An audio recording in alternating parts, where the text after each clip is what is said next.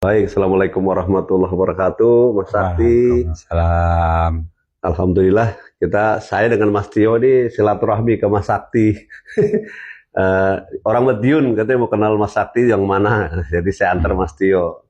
Eh, Kemudian ini saya dokumentasi Mas Sakti, biar Mas Sakti ya paling tidak pasti punya kenangan indah selama latihan di pavilion dengan Mas Imam itu seperti apa, biar bukan katanya tapi Mas Sakti masih ngerasain bagaimana dilatih Mas Imam seperti apa, dan teman-teman Mas Sakti siapa saja. Siapa tahu ini buat pembelajaran kita semua, ini dokumen supaya nanti siapapun nanti adik-adik kita orang belajar S1 ada loh di digital Mas Sakti itu Mas cerita seperti ini. Nah, kalau yang cerita Mas Sakti kan pasti otentik, pelaku. Dan saya orang sangat kagum dengan apa yang Mas Sakti lakukan. Moga Mas Sakti ceritain bagaimana dulu latihannya, kok iso kepencut ya S1. Ya. Jadi saya latihan itu tahun 61. Belum lahir. Waktu itu kan di SMA. Jadi saya masuk, kebetulan di aulanya sekolah itu ada latihan. Waktu itu yang ngelatih Pak Harsono. Oh, Pak Harsono putranya Pak Harjo Utomo. Pak Harsono. Itu kelas 1. Saya latihan di situ cuma 6 bulan. Oh, di SMA itu.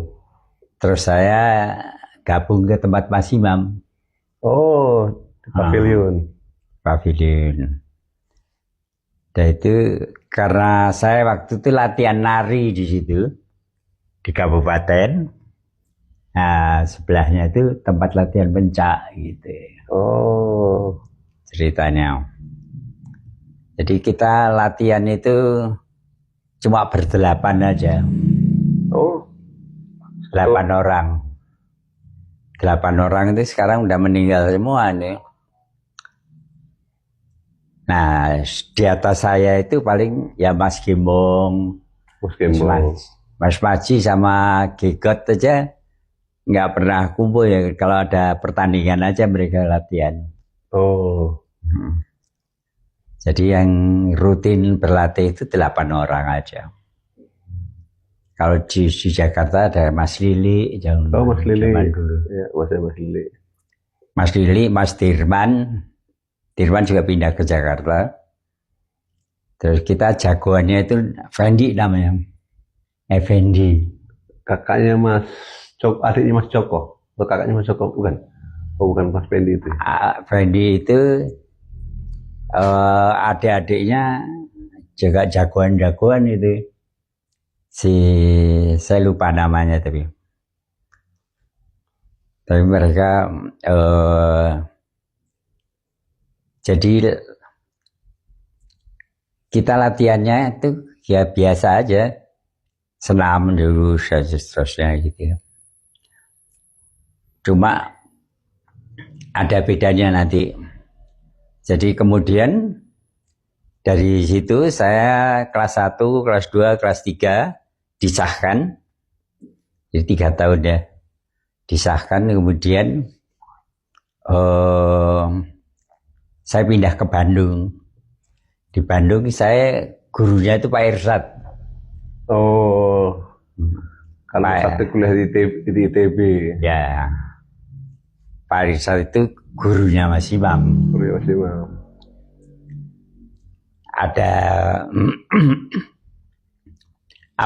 Ada perbedaan cara melatih aja. Oh. Antara Mas Imam sama ini. Tapi gerakannya sih sama. Jadi kalau Mas Imam berlatihnya adalah gaya-gaya pemuda. Kalau Pak Irsad itu gayanya kasepuhan gitu. Oh. Jadi kenapa ada Pak Irsad? Karena Pak Irsad yang membuat senam kita 90 itu, 190. Jadi adik kelas saya itu Wiono. Oh, Mas Pi. Oh, adik kelas. Wiono itu adik kelas, karena ketika saya kelas 2, dia kelas 1. Oh. Gitu. Sama Mas Maji. Oh, Mas Maji juga adik kelas. Oh. Maji itu satu kelasan sama Wiono. Oh. Jadi sebelum ada senam dasar yang dibuat Pak Ersat, berarti latihannya jurus aja, Mas. Yang diajarin jurus aja berarti. Jadi di Pak Arsono itu kita latihan mulai jurus. Oh, langsung jurus. Jurus 1, 2, 3. Makanya beda, memang beda. Kemudian gerakannya Pak Irsat itu nurun ke Mas Imam. Oh. Jadi misalnya pukulan aja. Pukulannya Pak Irsat itu modelnya bandel. Kalau mereka yang putar suik kayak nyamping, bandel samping. Itu aja beda. Nah, jurusnya beda. Jurus 2 dan 3 itu dibalik. Oh ya, pernah dengar cerita ini, yang 2 dengan 3 itu dibalik. Nangkis dulu. Makanya kalau Mas Edi mau merubah lagi, misalnya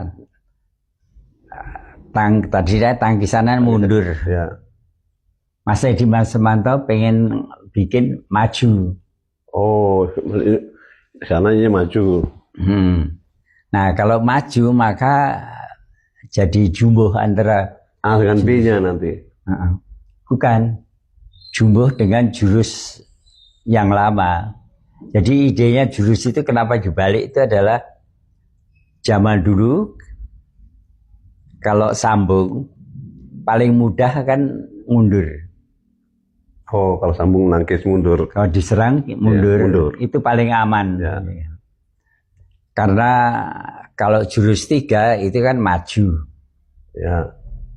Nah, Pak Irsat tidak mau. Maunya ngajar itu yang urut gitu. Dari yang gampang, baru yang sulit.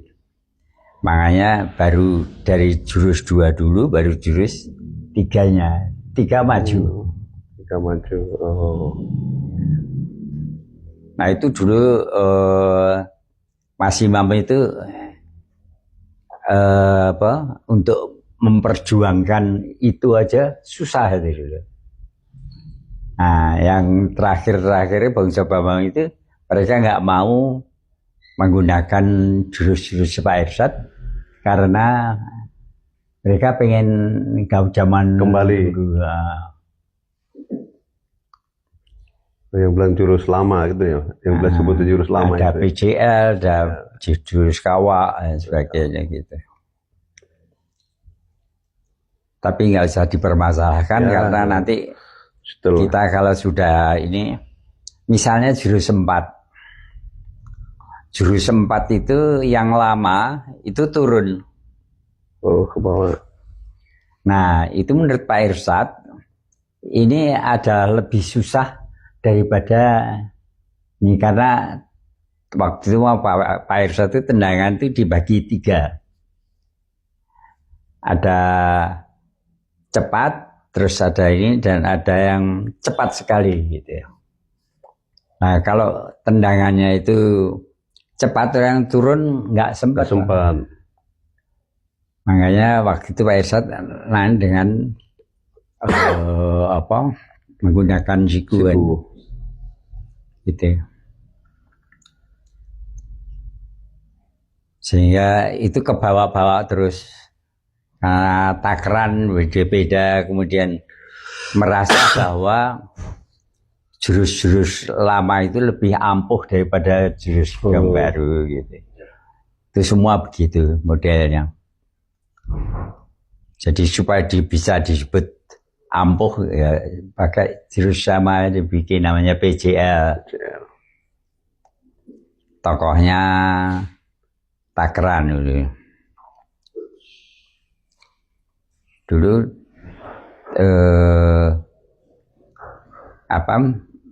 Anak-anak dari Ngawi Itu kalau mau berguru di latihan PJA ya ke Takran. Oh, Gitu. Kebetulan Takran tuh pinter anunya, apa orasinya dan sebagainya itu meyakinkan gitu. Tapi kita yang di kabupaten nggak mau, kita ngikuti gimana kata guru aja. oh, Itu. Jadi saya ngalami 3 aliran. Aliran Pak Arsono, itu pertama kali belajar itu. Kemudian alirannya Mas Imam. Kemudian alirannya Pak Irsyad. Jadi tiga-tiganya ini mempunyai kekhususan sendiri dalam baik dalam latihan maupun kadang-kadang gerakannya dan sebagainya gitu. Tuh, jadi tapi ya lebih baik kita belajar semuanya. Nah, sehingga yang Pak Irsyad aja 90 itu masih kepecah lagi. Misalnya jurus harimau menanti. Harimau menanti untuk menangkis kemudian menyerang itu kalau di senam kan cuma 1 ya. 40 sekian itu. Oleh Pak Irsyad itu dipecah jadi 3. Jadi makanya ada gerakan yang cuma di bawah ini. Ya, yang gini-gini doang. Nah, yang ke-6 ini. Nah, jadi ini dipecah masing-masing punya gerakan. Kenapa? Karena gerakannya memang sulit. Jadi dipecah. Masing-masing ada senamnya gitu. Jadilah jurus 90 itu. Senam 90.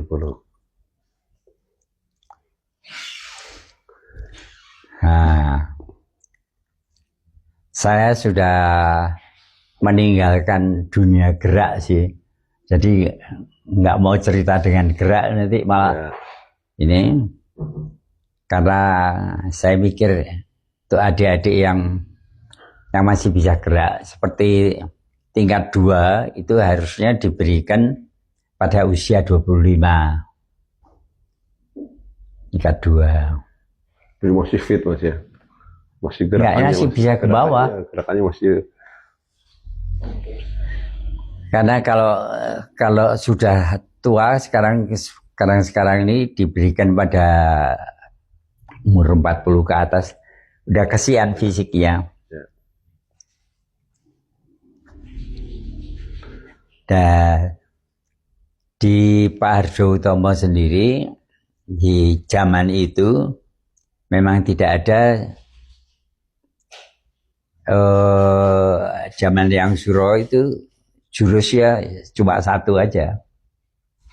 Di zaman ini kemudian Pak Harjo di penjara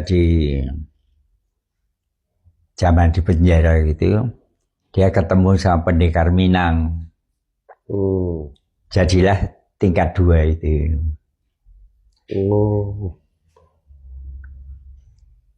Jadi tingkat 2 itu dia ketemu, memang ternyata kita kan pernah bersilaturahmi ke Padang sana. Memang silatnya bagus. Aslinya kita itu sebetulnya banyak meniru di sana. Daripada silat-silat kita yang jurus 1 dan sebagainya gitu. Itu. Jadi tingkat 2 itu hanya diberikan kepada anak-anak dari S1 ini untuk zaman waktu itu, zaman Mas Imam, yang bangsa Mbak Tino, Mas Tiawan, itu Mas Tibio, TPO Bona. Bona kan ada di Nah, satu itu adalah pertama, generasi pertama untuk tingkat 2.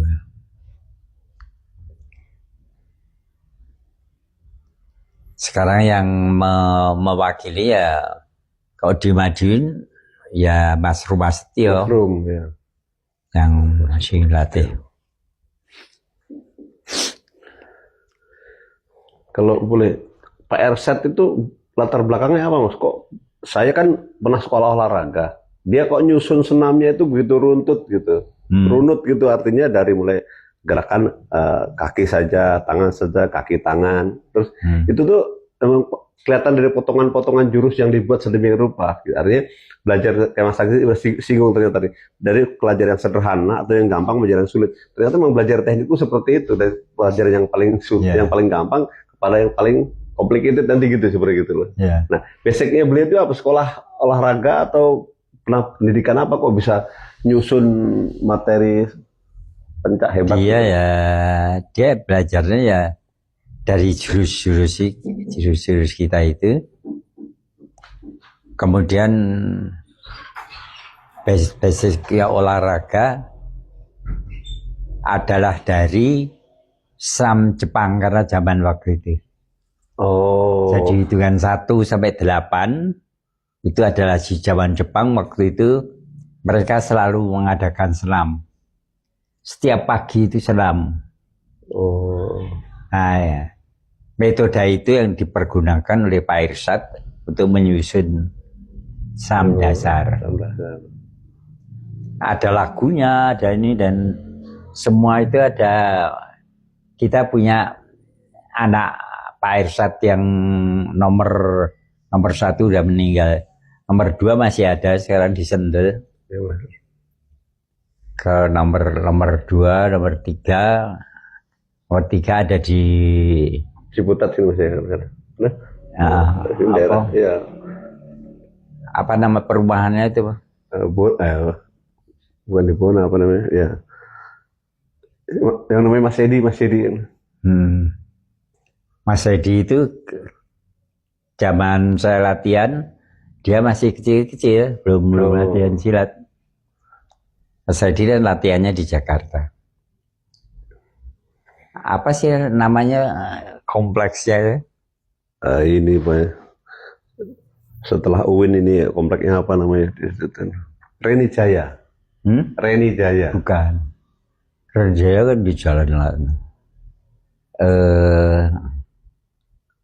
Ya, pokoknya itulah. Jadi itu Pak Irsad menciptakan sebetulnya senamnya dan lagunya. Ada lagunya. Ada marsnya ada. Nah itu yang belajar malah anak-anaknya ini. Saya malah mendengar dari mereka. Gitu. Jadi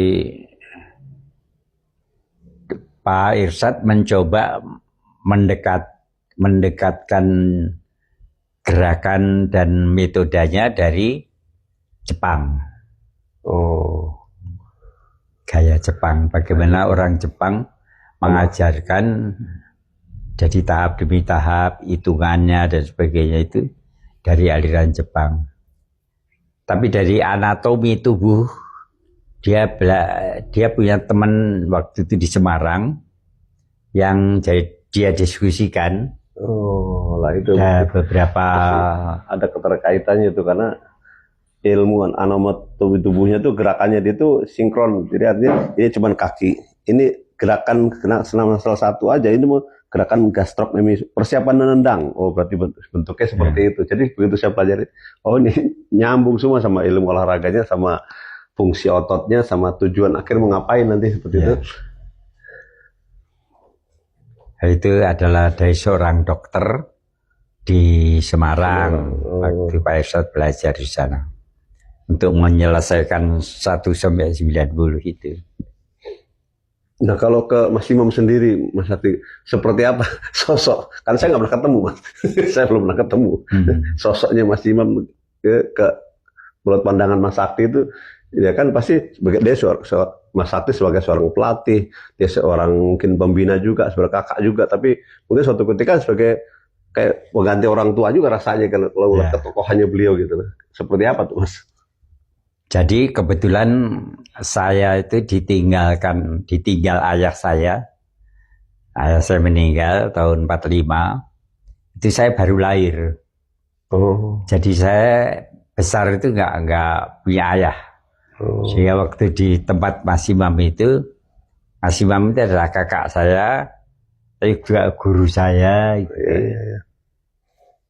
Jadi saya terbentuknya di sana, sosok Mas Imam itu. Nah, Mas Imam itu waktu pertama kali itu yang diajar adalah karakter orangnya.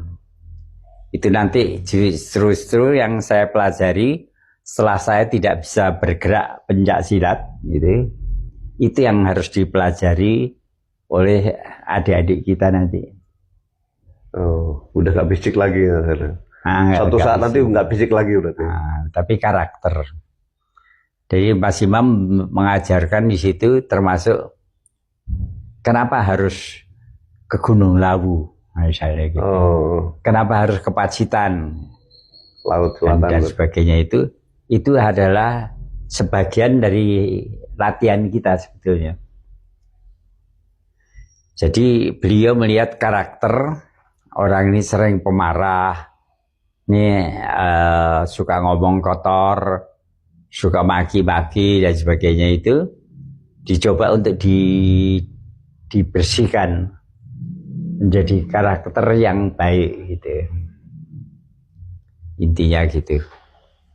Sehingga latihan kita lebih banyak di pembinaan karakter pada saat awal-awal itu. Awal sampai akhir. Jadi yang dilatih Mas Imam itu. Nanti kapan-kapan kalau ada waktu. Kita punya 3 paket. Paket 1, tingkat 1, tingkat 2, tingkat 3. Tingkat 3 itu udah nggak fisik lagi. Itu yang saya lakukan sekarang gitu. Akhirnya saya setelah tidak main pencak lagi, itu yang karena itu kita mulai dari namanya sangkan paraneng dumadi, dari mana manusia berasal dan berujung atau berakhir itu balik lagi ke Allah. Makanya urutan itu yang dilatihkan.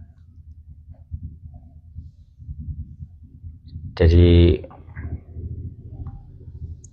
ya udah itu, tapi itu nanti proses latihan yang Anda pernah baca mengenai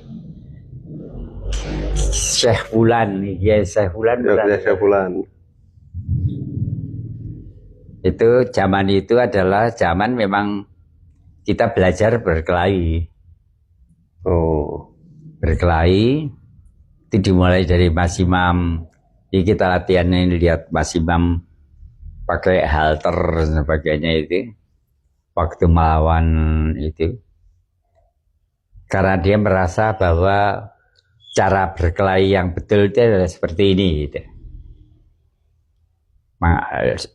Termasuk Osdowernya.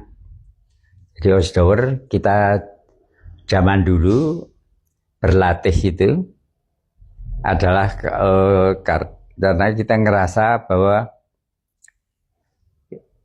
kita dulu anak-anak Satrate itu di Madiun kita jagoan. Tapi di luar Madiun kita kalahan. Gitu. Kemudian saya analisa adalah karena kita memang fisik Osdowernya memang kurang.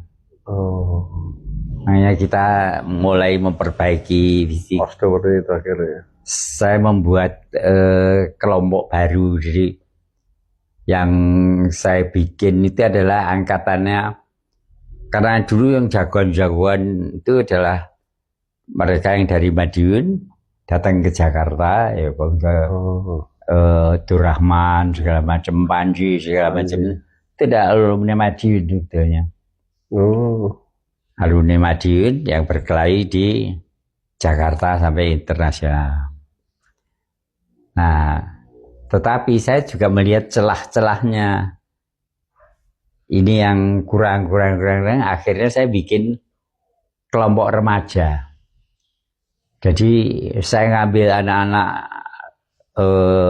ban Jambon. Dan Jambon itu artinya dia masih murni, kalau kecampur Madiun, maka gaya Madiun. Nah. Padahal waktu itu Madiun kalahan melulu, Bang, yang katanya Ujo segala macam itu. Oh. Nah, saya bikin generasinya Roni. Apa itunya adalah yang penting outdoor-nya bagus, model latihannya dan sebagainya. Tempat latihan saya pindah ke Garuda Jaya. Garuda Jaya. Ya. Di sana kita mulai bahwa orang itu anggap aja nggak tahu apa-apa. Kemudian dia harus berkelahi dalam panggung, dalam prestasi. Jadi itu yang kita bina mulai dari situ. Dan terbukti kita pada kejuaraan di seluruh DKI bisa mengumpulkan 24 medali emas. Terus masuk DKI 7 kita ikut. Dari 7 itu yang juara secara nasional 2. Roni sama Purwanti. Oh, ininya adik Mas Edi. Mas Edi. Adiknya Mas Edi. Nah, Mbak Purwanti. Itu saya dulu menunjukkannya model gitu. Ya.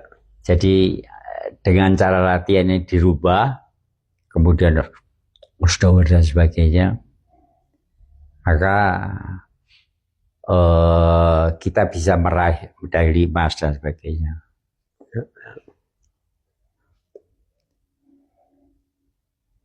Jadi yang Anda perbaiki nanti ya itu, mulailah dengan, kalau sekarang outdoornya udah bagus-bagus, udah lumayan lah gitu. Karena zaman dulu yang jagoan itu yang dari Madiun Bangsa Pranowo. Oh, Mas Pranowo itu jagoan, tapi kalau berkelahi paling 1-2 ronde lawan jatuh gitu, modelnya itu. Karena masih memberi contoh itu gitu. Oh. Jadi cerita mengenai Srewulan segala macam semua karangannya orang-orang kita. Itu karangan gitu. Kita sengkain bener Mas. Kita bukan masih mau betul-betul di konkurs ketemu gitu. Ya, kita bertanding aja biasa. Oh. Bukan yang ada tambah-tambahan apa, pakai apa istilahnya, karena ditambah pakai kacang hijau apa. Biar rame aja. Oh, berarti udah ada medsos juga ya Mas. Cuman karena pada saat itu saya jadi dokter pertandingan. Yang pertandingan nomor 1 itu petarungnya kita itu Parno Ramalan. Parno Ramalan itu sebetulnya partner saya untuk ganda. Terus yang maju kedua Darso. Darso itu putranya siapa ya pendiri ini? Ya pokoknya Darso dia teman saya SMA. Kemudian ketiga jagoannya Mas Imam. Oh, jadi pertandingannya bukan tunggal Mas Imam sendiri dengan begitu, bukan ya, ada yang lain. Ada kelas-kelasnya. Ada yang lain. Makanya itu kayak orang tantangan jawara ketemu jawara gitu, ternyata enggak, itu pertandingan konkurs biasa ada kelas-kelasnya. Ada kelasnya. Karena dokternya awalnya Dokter Susmoyo Jalan Sumatera Madiun. Dicek semua kesehatan dan sebagainya. Terus panggungnya 2 meter tingginya. Oh, tinggi. Pakai ring. kita nggak punya metode sebetulnya. Peraturan pertandingan juga nggak ada. Oh. Ya yang umum aja. Terus itu berkembang menjadi pencak dor itu Dor, kan ya. gitu. Pencak dor. Kalau dua petanding kita, yang pertama Parno sama Darso ini, dua-dua lawannya dari Pecut Jakarta. Oh, si Pecut Pecut. Jakarta ini alirannya PKI. Oh. Jadi lawannya Parno itu Narso, terus Darso ketemu sama guru besarnya Pecut Jakarta itu. Itu dua-dua KO, menang KO. TKO apa KO ya modelnya? Oh, yang dari kita ini, yang dua menang KO. Ketiga kan masih Imam. Terus keempat, kelima mulai kacau. Lempar-lemparan kursi dan sebagainya itu. Oh. Berarti termasuk Mas Imam ngekrip dia itu ada gitu atau Iya. memang ada? Ya karena Mas Imam sebetulnya udah lawannya itu memang kedot kelot, jadi ditendang apa-apa nggak apa-apa. Oh. Jadi Mas Imam bingung dia, ditendang ini nggak apa-apa, ini apa-apa gitu ya. Akhirnya dia memutuskan harus pakai otak, jadi dikrip. Oh. Jadi saut, jatuh dia dikrip di sini. Dan hitungan itu pertandingan nggak ada. Jadi si wasitnya disuruh ngitung sama Mas Imam. Oh, diminta sama Mas Imam hitung gitu. Hitung. 1, 2, 3, 8, kemudian menang, ya udah. Oh. Makanya kalau saya suka ketawa bikin itu namanya kisah legendanya Mas Imam sama Syekh Wulan itu. Itu kan kan ditambah-tambahin banyak tuh. Ada berarti ada prosesinya dulu lah ibaratnya gitu, ada bumbu-bumbu supaya dimasukkan tuh. Ada Pak Tomo ya ikut itu apa dalam latihan nggak ikut. Atau dipanggil sama Pak Badini nggak ikut apa-apa. Oh. Mas Imam itu mandiri. Kita latihan berkelahi ya sendiri aja. Iya, berarti dia yang menemukan Ostower. Jadi kalau latihan jurus saja kan kurang, begitu dia coba temukan dengan metode Ostowernya itu. Nah sayangnya Mas Sakti, Ostowernya sekarang ini kita juga boleh ditinggalkan. Makanya kalau ada kalahan jangan disalahkan, karena Ostower di beberapa cabang itu ditinggalkan Mas Sakti. Apa? Ostower kita ini ada beberapa cabang meninggalkan Ostower, hanya senam jurus begitu aja. Itu yang bikin jadi nggak bertanding kalahan salah satunya. Karena kalau hanya untuk menguasai gerakan aja bisa 1 tahun ini bisa. Tapi kalau sama dengan kemampuan prestasi nggak bisa. Nah, kalau ke Mas Imam tadi kan seperti itu, kemudian ke Mas Pak Ersat. Nah, kalau ke Mas Maji yang itu kan hampir satu generasi, mungkin unit adik kelas. Mas Maji itu ya ngikuti Mas Imam. Apa katanya Mas Imam? Jadi Mas Maji itu dulu tugasnya adalah nemenin Gegot, adiknya Mas Imam. Oh. Supaya ada partnernya. Pasangan gandanya itu ya.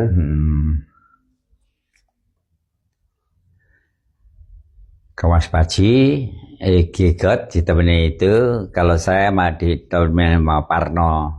Kebetulan kita satu SMA. Parno itu rumahnya di kabupaten juga. Istrinya.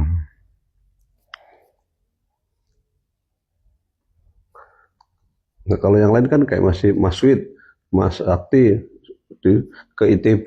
Itu keinginan Mas Sakti dan Mas Widarto itu atau ada campur tangan Mas imam. Terus kan ada beberapa yang kayak Mas Pak Marmoto ada di UNS, ada yang di Surabaya, ada juga masuk TNI, termasuk adiknya sendiri kan misalnya, itu Ya.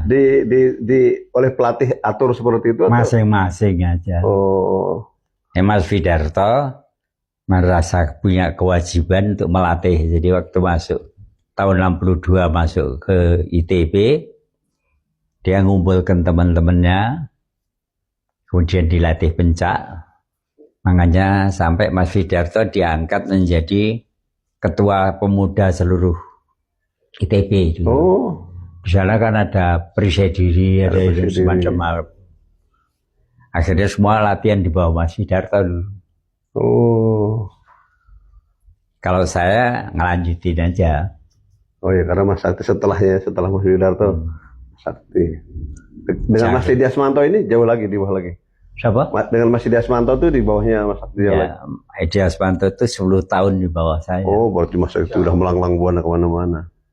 Baru ada Mas Edi Asmanto. Sekarang ada Mas Edi, Profesor Edi sekarang masih. Siapa? Mas Edi, Profesor Edi Laksono yang Edi Laksono lebih bawah lagi. ya, artinya yang masih bertahan di sana. Mas Edi Laksono. Edi itu muridnya Nugroho Sulami. Sulami. Bola panjang tuh cerita tentang. Jadi baik, terima kasih Mas Sakti ini cerita mengenang Madiun biar kita yang luar Madiun biar tahu gitu biar. Makasih.